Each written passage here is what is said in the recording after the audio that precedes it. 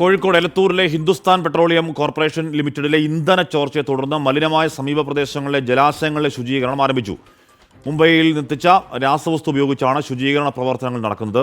ഇന്ധന ചോർച്ചയിൽ കോർപ്പറേഷൻ ആരോഗ്യ വിഭാഗം കേസെടുക്കുകയും ചെയ്തു. വിവരങ്ങളുമായി ഷഹദ് റഹ്മാൻ ചേരുകയാണ്. ഷഹദ്, ഈ ജലാശയങ്ങളിൽ ഡീസൽ കലർന്നതാണെങ്കിൽ അതിനെ എങ്ങനെയാണ് നിർവീര്യമാക്കുക? അതിനെ ഏത് രീതിയിലാണ് ഈ പറഞ്ഞ രാസവസ്തു ഉപയോഗിച്ചുള്ള ശുചീകരണ പ്രവർത്തനം ഇനി അങ്ങനെ ഉണ്ടാവാതിരിക്കാനുള്ള നടപടികൾ ഏതുവരെയാണ് ഷഹദ്? ഹാഷ്മി, ഇതിൽ പ്രധാനപ്പെട്ട കാര്യം ഈ സംഭവം നടന്നതിന് ശേഷം ഇന്നാണ് ഇപ്പോൾ ഇതിന്റെ ഒരു പരിഹാരം എന്ന നിലയ്ക്കല്ല, പക്ഷെ മറിച്ച് നിലവിലുള്ള പ്രശ്നത്തിന് ഒരു താൽക്കാലിക പരിഹാരം എന്ന നിലയിൽ ഇപ്പോൾ മുംബൈയിൽ നിന്ന് എത്തിച്ചിട്ടുള്ള രാസവസ്തു ഉപയോഗിച്ച ഈ ജലാശയത്തിൽ അടങ്ങിയിട്ടുള്ള ഈ ഡീസലിന്റെ അംശം നിർവീര്യമാക്കുന്ന നടപടികൾ ആരംഭിച്ചിട്ടുള്ളത്. എന്നാൽ അതേ സമയത്ത് മറ്റൊരു ഗുരുതരമായിട്ടുള്ള കാര്യം എന്ന് പറയുന്നത് ഇതിന് ചുറ്റുപാടും താമസിക്കുന്ന ആളുകൾക്ക് വലിയ രീതിയിലുള്ള ആരോഗ്യ പ്രശ്നങ്ങൾ ഇപ്പോൾ ഇതിനോടകം തന്നെ റിപ്പോർട്ട് ചെയ്തിട്ടുണ്ട്. പ്രത്യേകിച്ച് പലർക്കും ദേഹാസ്വസ്ഥം അനുഭവപ്പെട്ടിട്ടുണ്ട്. പലരും ഈ കിഡ്നി സംബന്ധമായ അസുഖങ്ങൾ ഉള്ള ആളുകളും അതുപോലെ തന്നെ പ്രായമായ ആളുകളും ഒക്കെ തന്നെയാണ് ഈ ഫാക്ടറിക്ക് സമീപത്തായിട്ട് താമസിക്കുന്നത്. അപ്പോൾ വലിയ രീതിയിലുള്ള ആരോഗ്യ പ്രശ്നങ്ങളുണ്ട്. അപ്പോൾ ഇവിടെയുള്ള 3-ലധികം കുടുംബങ്ങളെ നിലവിലെ സാഹചര്യത്തിൽ മാറ്റി പാർപ്പിച്ചിട്ടുണ്ട്. അതോടൊപ്പം തന്നെ ഉണ്ടായിട്ടുള്ളത് ഗുരുതരമായിട്ടുള്ള വീഴ്ചയാണ് എന്ന് കണ്ടെത്തിയതിന്റെ അടിസ്ഥാനത്തിൽ ഇപ്പോൾ കോർപ്പറേഷൻ ആരോഗ്യ വിഭാഗം ഇതുമായി ബന്ധപ്പെട്ട് കേസ് എടുത്തിട്ടുണ്ട്.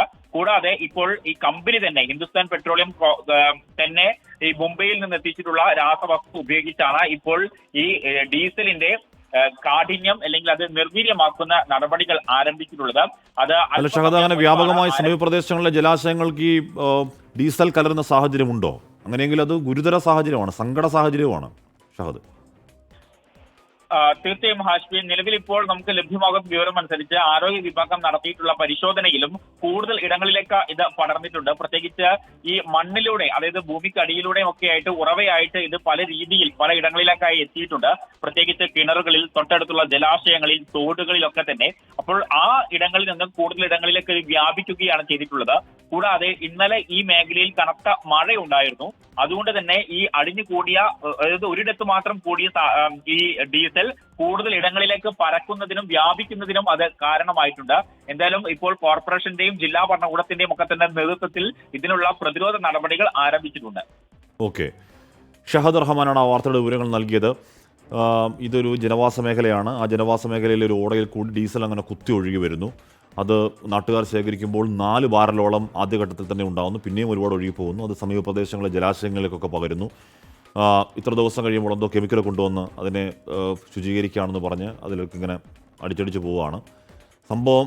മൊത്തത്തിൽ ഇനി ഒരിക്കലും ഉണ്ടാവരുത് എന്ന് ഉറപ്പിക്കേണ്ട സാഹചര്യമാണ്. കുറച്ച് ഗുരുതര സാഹചര്യവുമാണ്. ഇല്ലെന്ന് പറയുന്നത് എങ്ങനെയാണ്?